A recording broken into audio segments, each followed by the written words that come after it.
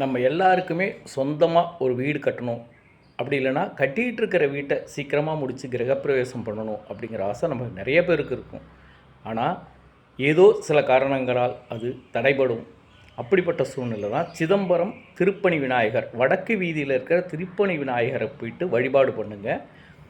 புது வீடு கட்டும் பொழுது அங்கே போயிட்டு நீங்கள் புது வீடு கட்ட போகிறோம், பூமி பூஜை போட போகிறோம்னு சொன்னீங்கன்னா விநாயகரோட கையிலிருந்து விபூதி எடுத்து உங்களுக்கு கொடுப்பாங்க. அந்த விபூதி கொண்டு போயிட்டு நீங்கள் பூமி பூஜை போடுற இடத்துல போடுங்க. சீக்கிரமாக கட்டி முடித்து கிரகப்பிரவேசமும் சீக்கிரமாகவே செஞ்சுருவீங்க. அதேமாரி தடைபடும் வீடுகளும் சீக்கிரமாக கட்டி முடித்து நீங்கள் கிரகப்பிரவேசம் பண்ணிடுவீங்க. இந்த விநாயகருக்கு என்ன சிறப்பு அப்படின்னு கேட்டிங்கன்னா, இந்த விநாயகர் கையில் கரணை, அதாவது கொத்தனாருங்க பூசுவாங்க பார்த்தீங்களா, அந்த கரணையை வைத்திருப்பார். சிதம்பரம் நடராஜர் கோவிலுக்கே திருப்பணி செய்த விநாயகர் இந்த திருப்பணி விநாயகர்.